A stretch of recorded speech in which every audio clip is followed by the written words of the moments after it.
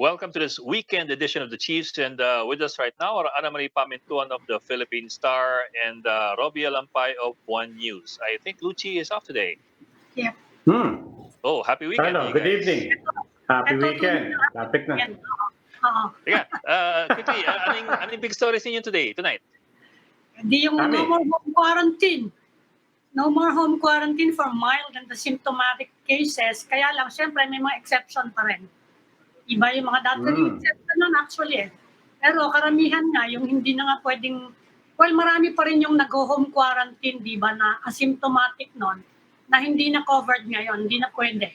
So yung mga ordinary, wala namang comorbidities, yung hindi naman pregnant, yung mga hindi ka naman elderly, disabled, you have to go to a government quarantine facility. IATF na yan, IATF. IATF na yan, approved na ng IATF. Although, yung mga may bahay na actually pwede pa rin eh. Diba? Kung yung bahay mo, meron kang yung bedroom with your own bathroom, pwede pa rin. Kaya lang dapat walang kasama sa bahay na meron ng comorbidities. But isn't that the old rule It's that actually you can have home quarantine if you have these three elements involved? Pero yung may sariling kwarto, may sariling CR at wala kang comorbidity. Di ba dati na yan? Pero nung una, pinapayagan pa yung mga kahit wala. Napapayagan sila. Hindi pa nagbalak nga na mag-house to house para persuade yung mga tao. Hindi naman yata natuloy si house to house. Naumpisahan pero hindi na tinuloy. Pero ngayon, ayan, meron ng order ng IATF. Baka nga mag-house to house na. We don't know. Wala naman sinabing house to house. Parang walang masyadong nagkaiba.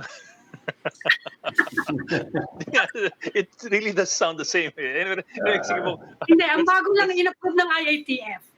Okay. So kung gustong enforce nung barangay, pwede na nilang may resolution na yung IATF. So kailangan umalis kayo sa bahay nyo kasi hindi pwede.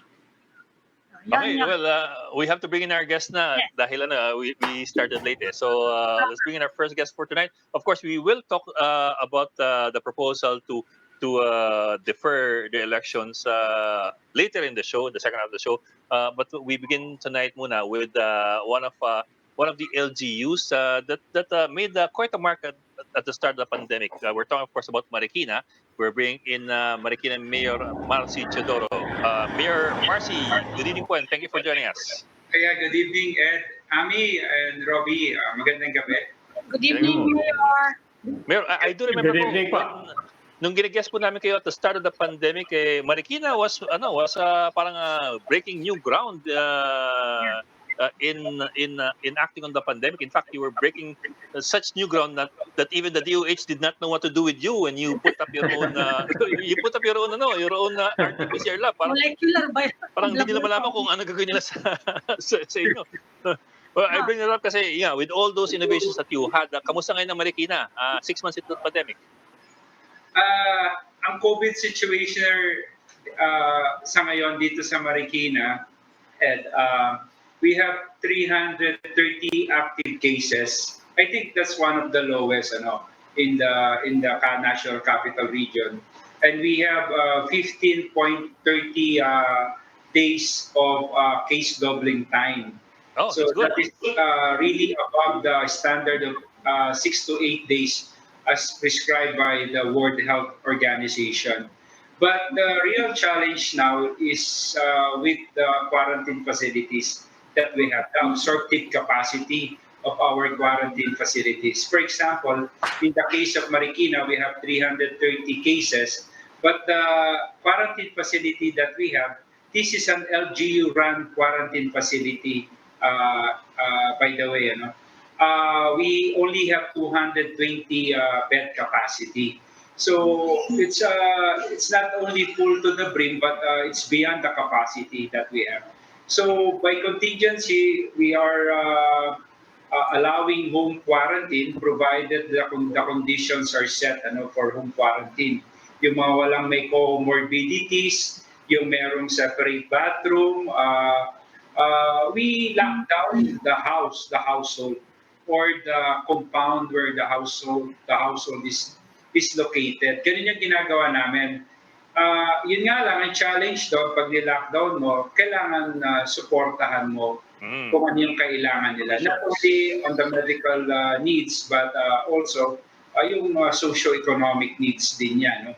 Pagkain, hindi lang minsan pagkain, even the mental health of the household, yung mga ganon, yung mga consultation na dapat mong gawin.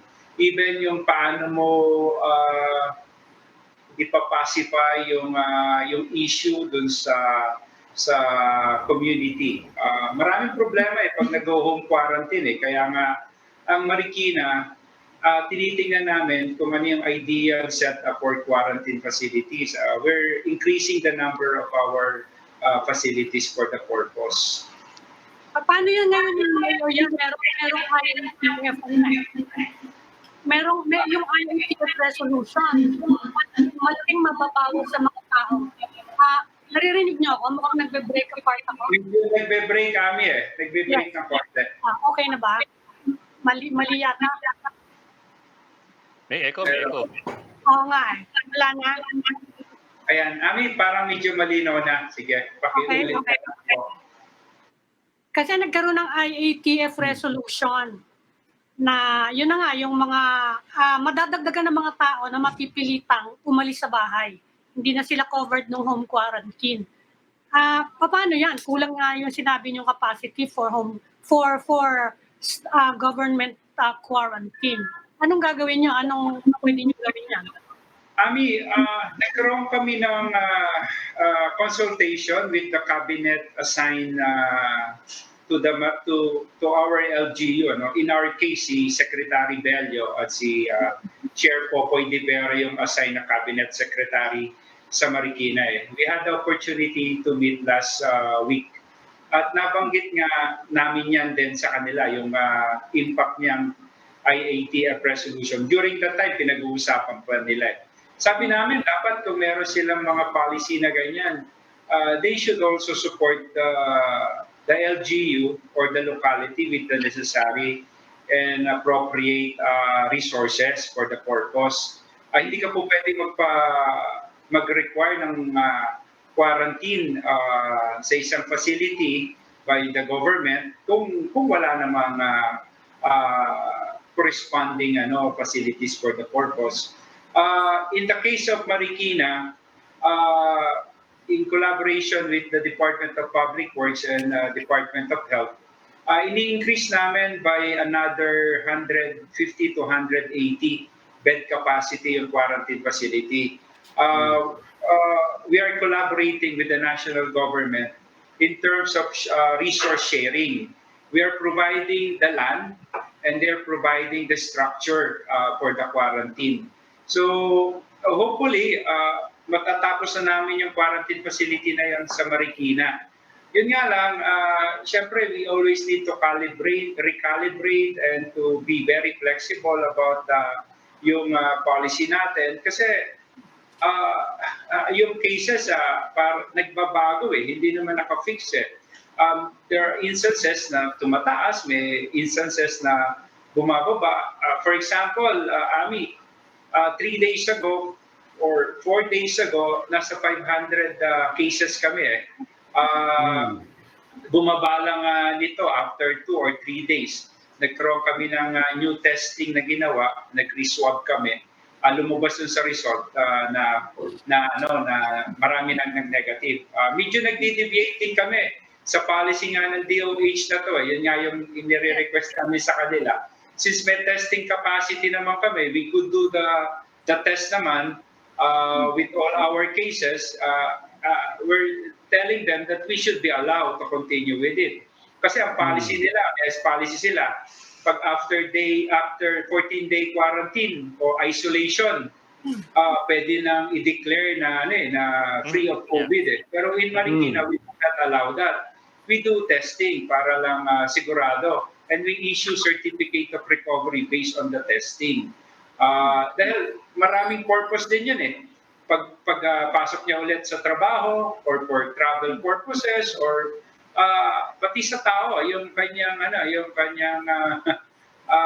yung satisfaction niya sa sarili. Ito yung may hawak sa certificate of recovery. na may kasama naka-attach na result ng PCR test. In the meantime, Mayor, no, ito na naman tayo, end of the month, and maglalapse na yung phase natin for GCQ. This is our monthly debate going on around the nation. Should we level up or level down, however you want to see it, yung quarantine protocols natin? Some are already lobbying for MGCQ. Department of Labor, DTI is backing this up. Where does Marikina stand? Robbie, actually, na kami, nag-consultation na yung mga Metro Manila mayors, hiningi na yung mga position namin individually, I don't know kung ano yung result collectively, kung whether the position of the Metro Manila mayors as a whole is for downgrading or upgrading or status quo, Pero sa Marikina, our position is that we remain at GCQ. But we could be flexible with some of our policies in terms of economic activities. Plus the fact that we should exercise not only minimum health protocols, but if upon opening of some other economic activities, dapat mag-exercise na tayo ng tinatawag na maximum health protocols. Sa Marikina, we're trying to do that. For example, nire-require namin halimbawa in work setting, hindi lang yung pag-susuot ng mga face mask o face shield, yung pag-exercise ng social distancing, but we are physically reconfiguring the work setting of our plants, both industrial and manufacturing sa Marikina. Plus, even yung mga dinadaanan ng mga workers, unidirectional na ngayon para i-avoid yung contamination. May mga exhaust fan na dinadagdag sa mga work area para may negative pressure sa work setting nila. Plus the fact, we were doing surveillance testing for our work setting here in Marikina. And we're requiring our plants in the plants and factories with isolation facilities. At minomonitor namin itong mahigpit. For example, kanina nga bago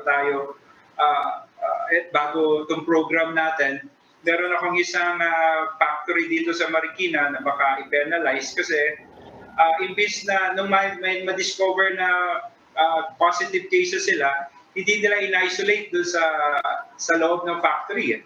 Pinauwi. So ang problem is yung contamination doon sa community ngayon. So we're doing contact tracing as we speak now in the communities, and we contacted the factory early this evening, and sinabi namin that they need to cooperate with the LGU. Yun nga lang, sabi sa akin, ang IATF is okay with them, compliant sila with the DOLE requirement, pero sabi namin, we have a different set of rules here in Marikina na we're exercising maximum health protocols. Yeah, but Mayor, when you say na GCQ, pero you will allow yourself some flexibility, what exactly does that mean? Flexibility in terms of certain sectors of the economy, or does that mean certain flexibility in general protocols? What exactly do you mean na pwedeng GCQ but open case of Yeah, certain sector in the economy, in opening up other activities in the economic front. We need to recognize the fact na kailangan ng tao naman natin ngayon, trabaho na talaga makatrabaho sila. Flexibility also in terms of perhaps in the public transport sector, inopen nga natin yung economic activities natin. Wala namang corresponding public transport na kinakailangan. Yung health protocols, yung social distancing, we believe that it should be maintained.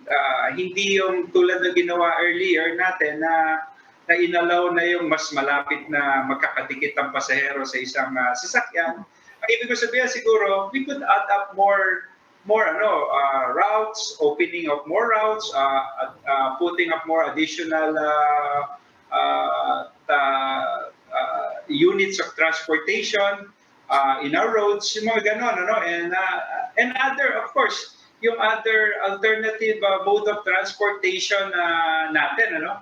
For example, in Marikina, may bike lane kami rito. We are reconfiguring it dahil ngayon, ang bike lane namin dati, wala doon sa mga major route ngayon, may mga bisikleta doon sa mga major route namin ngayon nagpo-share na yung mga sasakyan na pampubliko at yung mga bisikleta, no?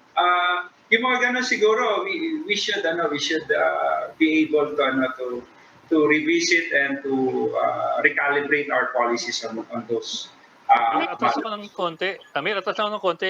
It's interesting that you brought up kanina the national policy of automatically declaring COVID positive patient cured after 14 days of isolation. Sabi niyo, you don't do that. You still insist on testing even after 14 days, which actually goes against that national policy. But I find that interesting kasi I was wondering lang if you found any indication that the virus runs for more than 14 days. Kasi I've read that in some studies, mukhang lumalagpas ng 14 days or 2 weeks yung virus. So baka nakakahawa pa yung mga tao kaya kailangan i-testing.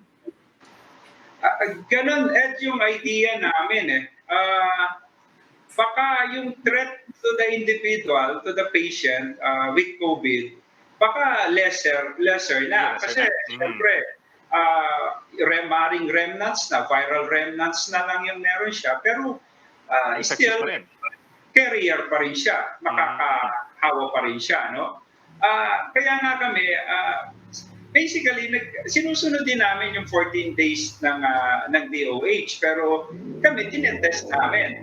Ngayon, nakita namin meron pa rin siya mga viral remnants, we do what we call clinical evaluation. Tinitingnan siya ng doktor kung bakit meron pa siyang virus after the period of 14 days. Dahil sabi nila, 10 days, paring wala na Another 4 is para to ensure na talagang totally mag-zero na yung virus Pero in some cases, talagang nakikita rin namin na meron pa rin. Meron nga kaming isang kaso, for example, 1 month na meron pa rin siyang nagpa-positive pa rin siya. So what we did with the patient is that we advise with the patient to do a continuing quarantine.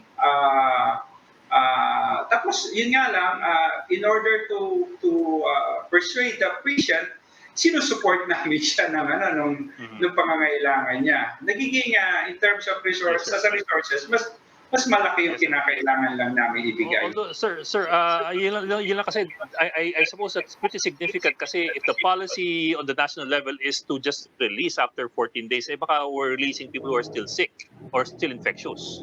So I'm wondering if you see the need. I'm wondering lang if you see the need to rethink that national policy. Yes, Ed. Nakikita namin na abundance of caution That's what we're exercising Kasi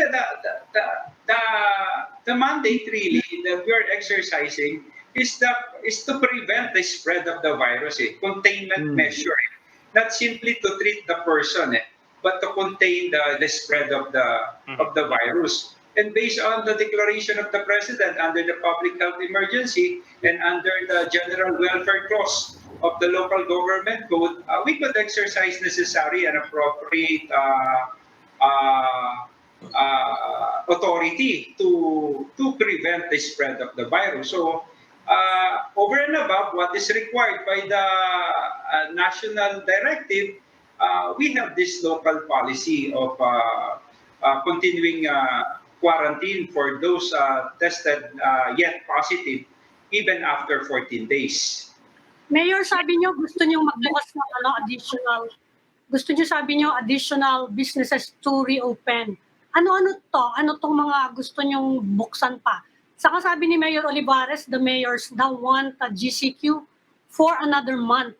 Tama ba 'yon?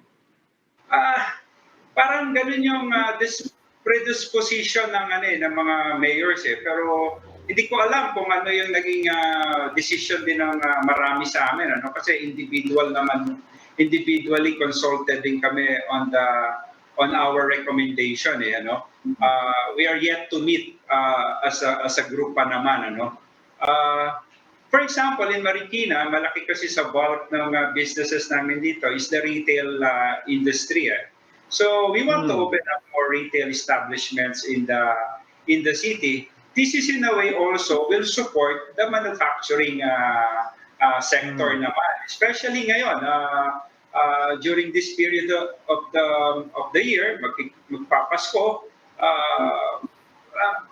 We're expecting na ang tao naman talaga bibili at bibili. So we need to our retail establishments, of course, with maximum health protocol. Speaking of which, micro enterprises ang sinasabi nyo. Kasi ang pagkaalam namin yung retail sector bukas na You're talking about micro retail. Yes, the micro, yeah. That's what I'm pertaining to. Saka ngayon, ang totoo, we have a local social amelioration program for our small and medium scale. Nagbibigay din kami ng mga tulong. Yung iba namin project, of course, question palagi ng resources, naka-tie up or naka-joint undertaking kami with the Department of Trade and Industry. Yung ganung setup. Tapos we do surveillance testing for their sector. We have enhanced targeted testing Kasi ang hinahabol talaga ng mga tao bago pumunta sa iyong establishment kasi nila malaman kung COVID-free ka, kung nag-exercise ka pa ng health protocol. So hindi lang testing, minsan tumutulong din kami, nagsasubsidize din kami, pagbibigay ng mga pag-disinfectant, yung mga face shield, yung mga gano'n talagang iba yung necessity ngayon good happening in Marikina, Robbie at Ami Ed.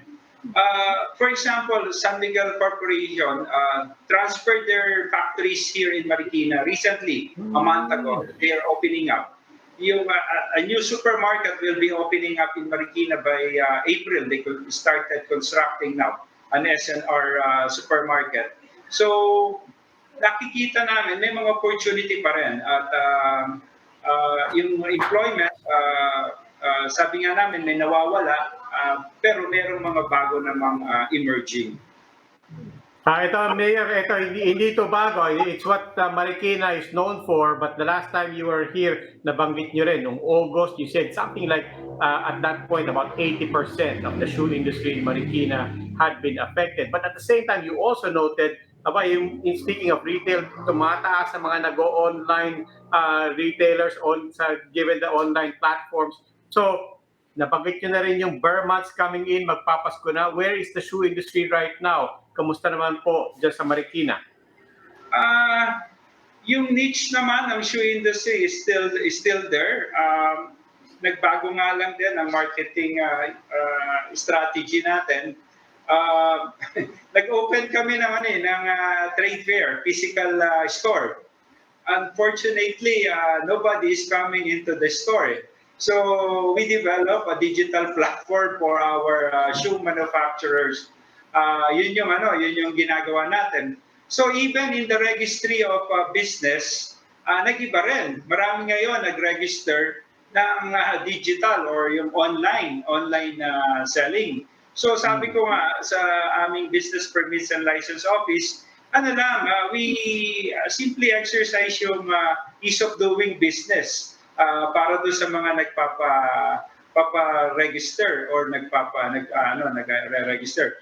Marami rin nagre-register yung mga food delivery yung mga ganyan. Kumukuha ng mga permits So ito talaga nagbabago talaga even yung trabaho ng marami sa ating mga kababayan sa ngayon. So I think yung policy natin pati sa gobyerno, sa pamahalaan, it's dapat contingent doon sa nangyayari sa ground walang hard and fast rule na pwede na mag-apply sa lahat Kaya flexibility at this point in time is very important in terms of policy framework that we're using.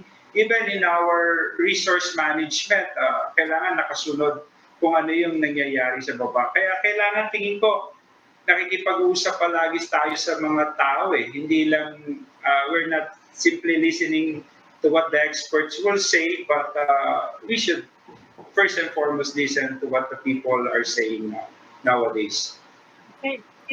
Okay. Okay. Well, maraming salamat po. Mayor Marcy Teodoro, ingat po kayo at best of luck sa inyong syudad. Po, salamat po sa inyo. Mabuhay kayo. Maraming salamat po. Thank you. Ami, thank you. Thank you po. Sayang masarap pa naman yung pansit dun sa Marikina. We will just pause our break, so please stay with us.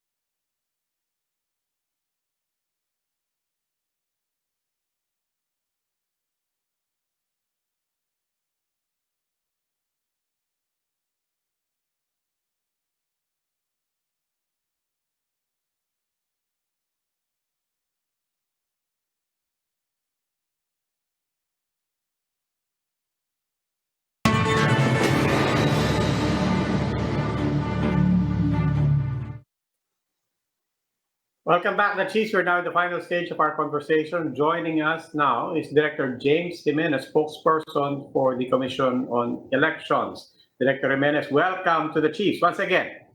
Good evening, Robbie. Good evening. Good evening, sir. Sir Ed, good evening. Hello. Okay. Sir, alam naman natin, may proposal to postpone, pinag-uusapan na yan, postpone the elections. We know, of course, the elections, the Constitution requires, particularly sa Mayo, kailangan mangyayari yan. On the other hand, may alam nating force majeure. Theoretically, if 2 years from now, may force majeure pa rin. Is there a categorical answer to this, whether or not that's even something that we can consider? Yes, the categorical answer is no. Even now, our assumption is that 2022 will be a COVID year pa rin. So walang nagbago, no? In fact, right now, ang preparations natin are precisely designed with the expectation that we will be having problems with COVID all the way up to 2022 and probably beyond. Kaya nga ngayon, ang pinupush natin, hindi lang simpleng pag-prepare ng mga balota and everything, no? We're also looking to expand yung mga alternative modes of voting, katulad halimbawa ng voting by mail at early voting for senior citizens. Hindi lang, kasi ang early voting, halimbawa yung absentee voting, that's only available for members of the media and government officials, no? But now we're looking to expand it. So, and katulong namin dyan ng Congress. So, on our part, yung pwede namin gawin na kami lang, we are going to move filing of certificates of candidacy online. We hope that by October next year, it will be fully online so that no one has to go to the office just to file. And at this point, again, very early days for this, but we're already studying the campaign landscape. I'm sure you are aware that up to this point, no one has actually regulated the physical campaigning. Ang nire-regulate lang ng Comelec, yung mga ads, yung mga lumalabas na posters, etc.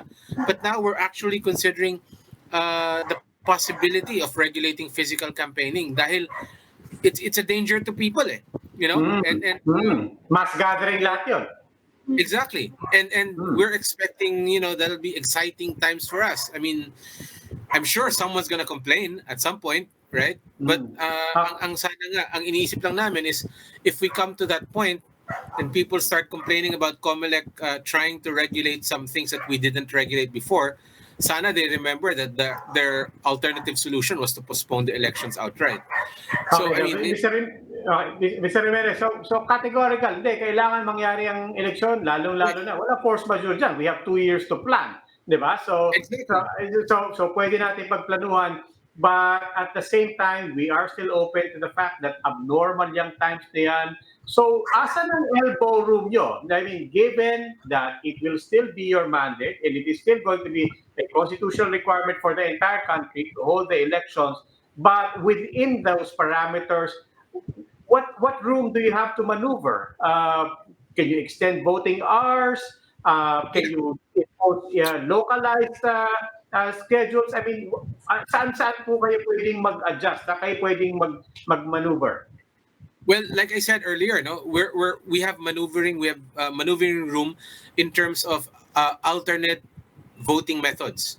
Voting by mail is a departure from what we do usually, no. But also, I'm glad you mentioned that extending voting hours is something that the Comelec does on its own. And we think also that we can do multiple days. For overseas voting, remember, we do voting for 30 days prior to the elections. So maybe we can do it for national elections for 2 to 3 days. No, that would thin out the number of people coming to the polling places. Again, in the category of things that we can do by ourselves, yung mga polling places natin mismo, think of those. Dati nasa classroom yan, siksikan, gipit. Why not do it in wide open gymnasiums? Why not do it in basketball courts? Diba? So there are a lot of things that we can do in the next 1 year and a half. So, Mr. Jimenez, ano dyan ang what can you not do or what can you not do na kailangan pa ng legislation? Kasi yung extension, yung several days mukhang kaya naman, di ba? Sinabi niyo na nga. Ano yung mga ano yung mga ngailangan kayo ng legislation? Well, definitely, ma'am, yung alternate modes of voting. No? Very limited talaga yung application ng alternate modes of voting natin. Voting by mail, for instance, is only available to overseas Filipinos. We want to make it available to more people. But right now, the bill, I think, is only makes it available only to senior citizens, which is good because that's still a significant sector. There's about 9 million senior citizens. Yun basically. I'm sorry. Kung magto 2 or 3 days kayo, you will need. I mean, voting by mail. Yes. Kailangan mo ng legislation. Yes po. Kung online voting. Yung online vote, will it require it will definitely require. Opo. Kaya ba nating i-assure yung integrity ng vote kung online saka by mail? Kaya ba natin? Kasi as it is now, nagkakaproblema tayo sa marami mga question lagi tungkol sa accuracy ng vote, yung integrity ng vote. Kaya ba nating i-assure yan? Kaya ng Comelec? Yes, ma'am.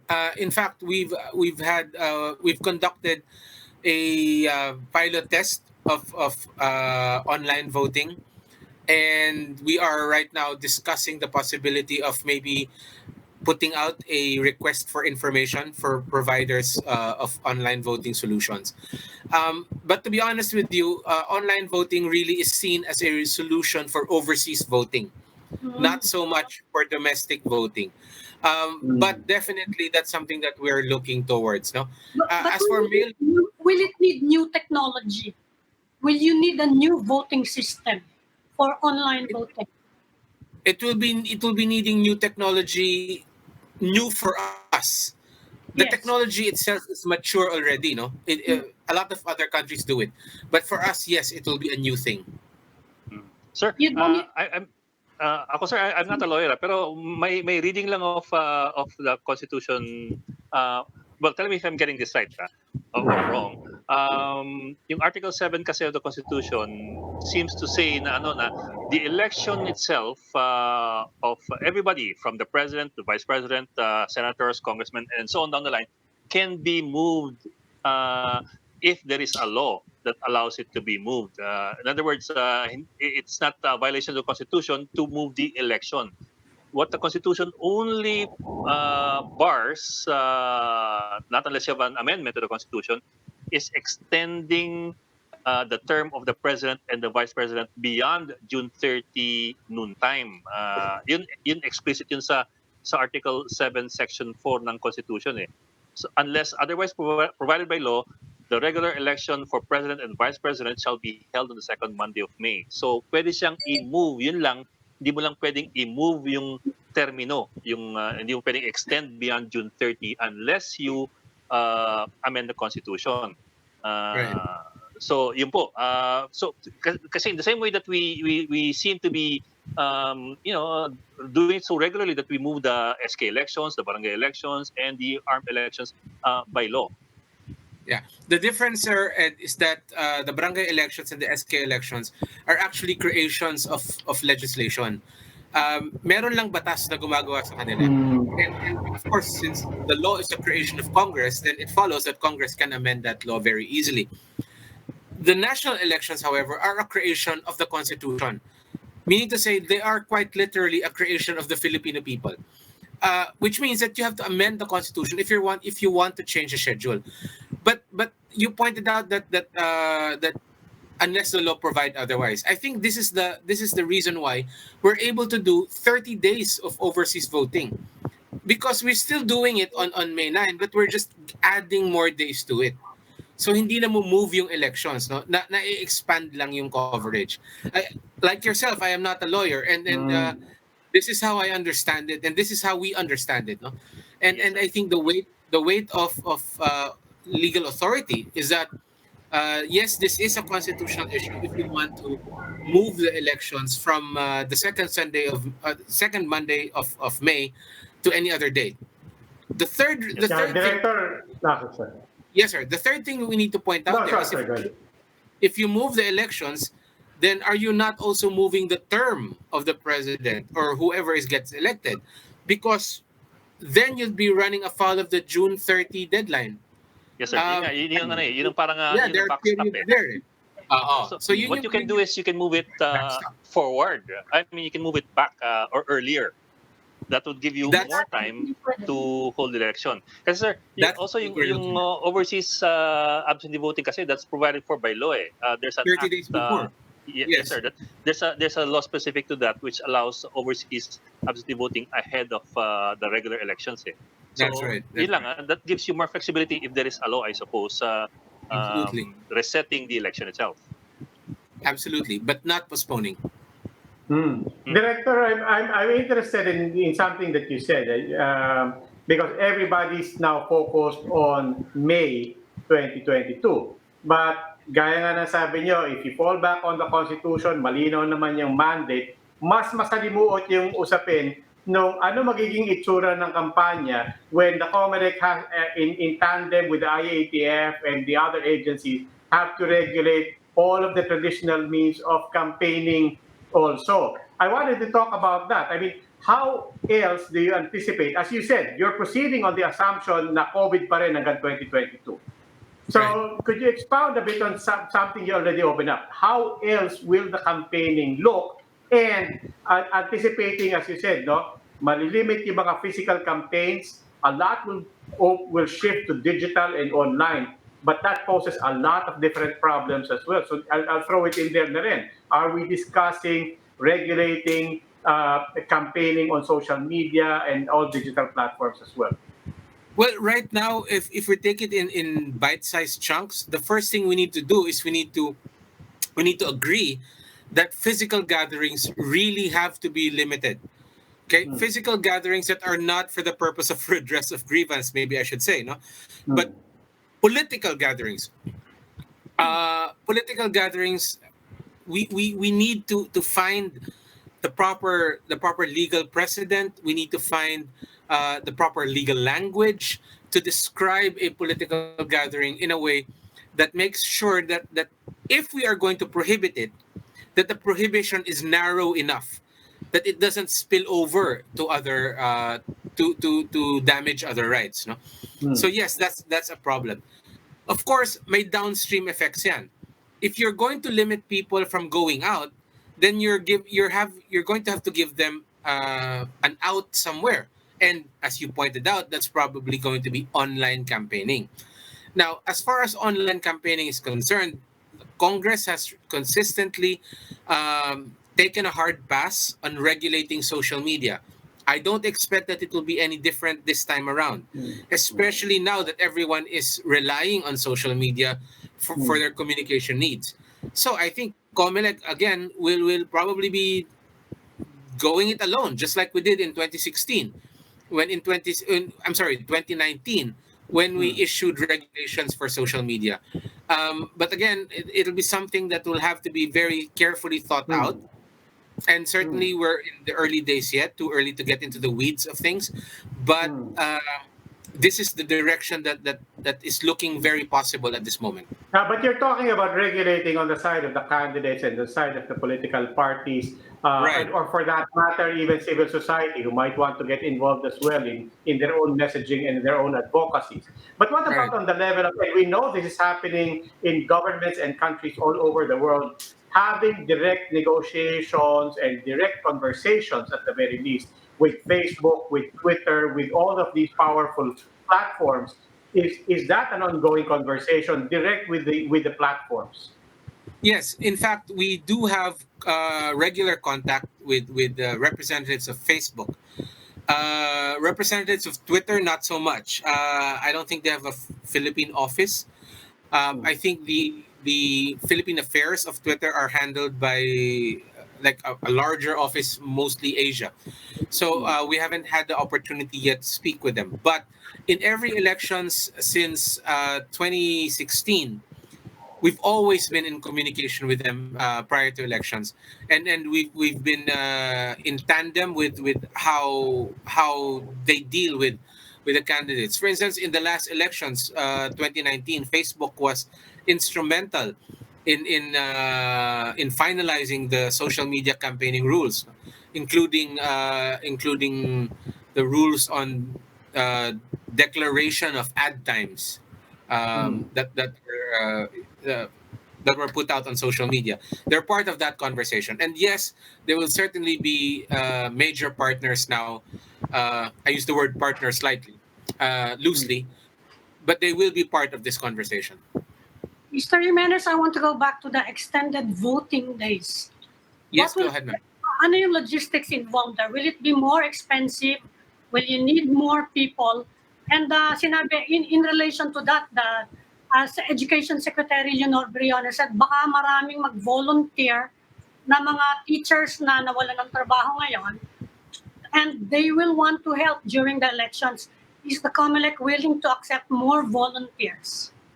Well, I think, ma'am, if we extend the hours, I really think that will drive the volunteer numbers up. No, earlier we were having discussions on the budget, and one of the things that came up is actually what you said, that we would have to spend more for the teachers because they're not just working one day, they'd be working maybe 2 to 3 days. No, so that's part of the planning that we're doing now, and certainly logistically, that will have a major impact. Talaga magmamahal po ng konti yung halalan natin. So, nire-reassess niyo po ngayon yung budget?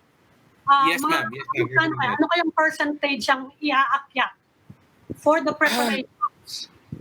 I really would not be able to say kung ilang percentage, ma'am, but I'll give you a ballpark. What we did was we asked for 30 billion pesos, the budget, but it was slashed to 14 billion. With 14 billion, we'll have just barely enough to hold elections the way we held elections before, which means one VCM machine for about 1,000 people. And that's just the one day. So if we were to get the 13 million more, then we'd be in a better position to, the 17 or 16 million that we lost, then we would be in a much better position to handle all of these logistical changes. Pero sir, originally ba for 2022, what did the Comelec have in mind? Were you planning to buy new VCM machines or PCOS machines, or refurbish the old ones? What was on the plan? Yeah, plan A was to lease all new machines. So let's say you're gonna need 100. Yeah, you're gonna need 100,000 new machines, right? Roughly 100,000. We were planning on getting 100,000 new machines. Okay, 100,000. Why? Because the VCMs were used for the last two elections, and we all know that the fact that we used them in the last two elections means that there will be someone who will say, but you used old machines and therefore we're having problems, right? So ultimately, everyone agreed that best case scenario was that you'd have all new machines. The fallback was that if we did not get enough money to lease the 100,000 plus new machines, that we would use the 97,000 machines that we do have now and then add a few more, okay, just to make up the difference. And so that's our plan B, and that's the plan that we're most likely to go forward with unless our budget is restored. So nandun po tayo sa reusing the VCM. So hanggat hindi iakit yung budget, yung dating makina ang gagamitin pa rin ngayon.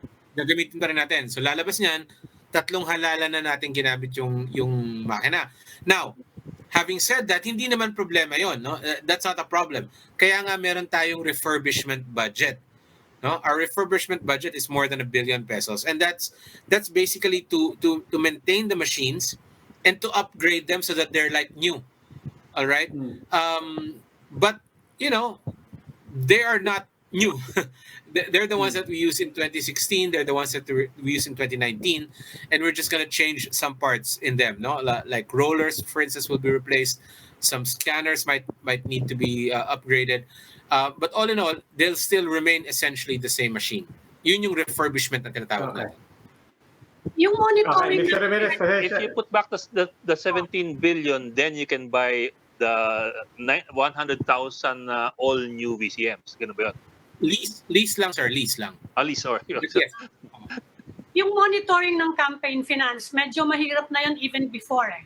Pero sa ngayon, sa ganyang klaseng scenario, voting by mail, yung ibang klaseng, your different modes of voting, sa tingin nyo mas madali ba o mas mahirap mag-monitor ng campaign expenditures?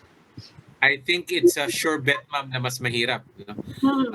For one thing, yung legwork na dati nating nagagawa, our capacity for that is in half, cut in half. Simply because most of our people are not even working in the offices anymore. So how are they going to go through the receipts? So are you planning to increase your capacity? Meron bang ganung pinag-uusapan ngayon? Definitely, ma'am. Isa yan sa palagi nababanggit. Do you need more people? Do you need more capabilities? Well, yes, we will need more people, and we will also need more partnerships, no, more synergies with other government agencies, and we're looking forward. Mr. Jimenez, ako ang interest ko, I mean, same question, same line of question like for Ami, pero interest ko dun sa retail level, as we say. Now, on the one hand, the limited ang physical campaigning, di makakalabas ang mga tao, all the way to voting times, limited pa rin yung mga tao. On the other hand, all of these advances in digital technology, including fintech, what will be the impact on things like vote buying? Does this make it harder or easier to monitor or to curb vote buying? Well, in terms of let's talk about vote buying specifically. For vote buying, we have a specific task force tasked with monitoring vote buying, and they're telling me that they're assuming that it's going to be a little more difficult. One of the things that makes it more difficult is, ironically, the one thing that made life so much easier during the pandemic. Wireless transfers. Exactly. So, it becomes a lot more complicated because we now we need to talk to more people. I mean, we're not really just talking to Facebook. We're talking to all of these facilitators, these transaction facilitators, no? So medyo malawak talaga eh, malawak ka. And that's why even now the Comelec is starting to coalesce into different subunits that will handle all of these different things. So anong agencies yung nako-contact nyo? TICT, kailangan yon. Yung National Commission, are you coordinating with them? We will be coordinating po with a large number of other agencies, particularly those involved with finance, Yes. those involved with consumer protection. I think very plainly, no. But right now wala pa tayong moves dyan. We're just organizing pa lang. And with the private sector groups, of course. You are also Monitor groups. We will be coordinating with them, ma'am. We have an accreditation process that baka nga one of the possibilities nga is dati citizens arm natin for vote watching, poll watching, voter education. We might have to think up new categories for citizens arms. For techies, yung nakakaintindi ng technology kasi napakahirap ng trabaho. Diba? Yes po. But in the meantime, sir, you already touched on this a bit, but speaking of how, lahat ng sectors ngayon, lahat ng industry forced to digitalize, forced to go digital, and so on, what does all of these exercises mean, not necessarily for 2022, but looking even ahead of that, what does this all mean for ultimately a new normal of digital voting, of online voting?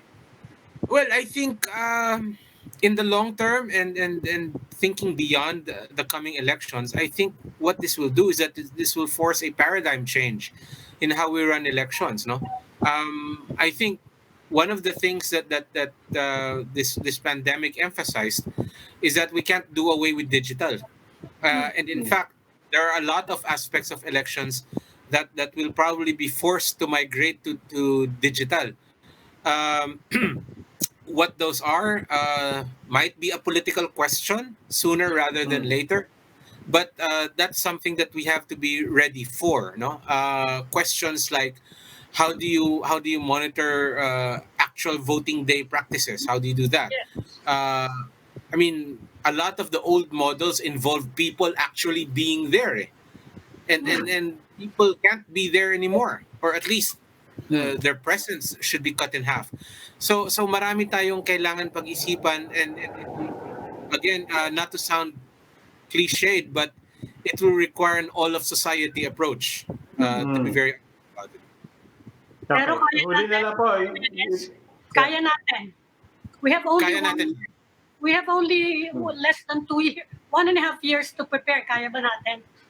Kaya po natin yan, especially if we're focused and if we keep our eyes on on course, no. Like I always say, it's like earthquake readiness. Pag magkalindol ngayon, everyone will know what to drop, cover, and hold. We have to attain that level of awareness among people. That when we say elections in 2022, they'll know exactly what it means, what is expected of them, and what they should expect to see. Okay, in the meantime, Director, we're running out of time. Pero kamusta po ang registration? It's still ongoing, di ba? Is there anything you'd like to say to our viewers and to our people when it comes to registration, and especially those who need to register? You're right. It's still ongoing. But in the last 3 weeks, we've only registered about 221,000 people. That's still low. I mean, even if we account for the fact that it's early days, that's still medyo mababa. Dati 221,000 in 3 weeks. That was just like 2 cities in Metro Manila. But now it's nationwide, no? So there's still a lot of need to mobilize people to get them to register. We're coordinating with the IATF to help put the minds of our people at ease. That there's this thing going around that people are saying na bawal kasi lumabas yung mga bata, bawal lumabas yung matatanda, therefore hindi sila makakapagparehistro, and that I think is putting a damper on our numbers. So we're coordinating with IATF to make sure that we get that sorted out. But in general, for everyone who hasn't registered yet, registration is still ongoing. It's from Tuesdays to Saturdays from 8 in the morning till 3 p.m. Please register. If you can, download the forms before you come. If you can, make an appointment. But whatever you do, however you do it, make sure that you register. Pwede po walk-in. Pwede walk-in. Pwede walk-in. How many voters are you expecting to register ba? We're expecting that there are about 4 million newly eligible voters. So you take the 4 million and then then you add the around 2 to 3 million reactivations that we're expecting. So you're looking at a total registration expectation of about 7 million. Bagal pa. Okay. Okay. Maraming salamat. All right. Dr. James Jimenez, sir, thank you for joining us tonight. Thank you. Thank you. Maraming salamat po. Thank you. Okay. So, yung hindi pa nagre-register, nasa edad naman tayo, di ba? Hindi ako. I have to say, my 2 kids registered for the first time. I had to transfer my voting records to my precinct now in ano. And I have to say, mag-register po kayo habang walang tao. Habang maluwag pa. Buwan nagpunta kami ng maaga. Halos, I think there were only about 10 people doon sa kung saan kami nag-register. So ako, I babaka pa ko yung sinabi ni Director Jimenez, habang maaga po, mag-register na kayo habang wala pang tao. Kapag last week siya, pila-pila yan. Ang haba-haba, magkahawa-hawa dyan ng COVID. Okay. And that will be all for this weekend edition of the Chiefs. Yes. We hope what was discussed here will keep the conversation going. I'm Edwin Gaupa News. I'm Mami Pamintuan of the Philippine Star. I'm Robbie Alampay. We are One News.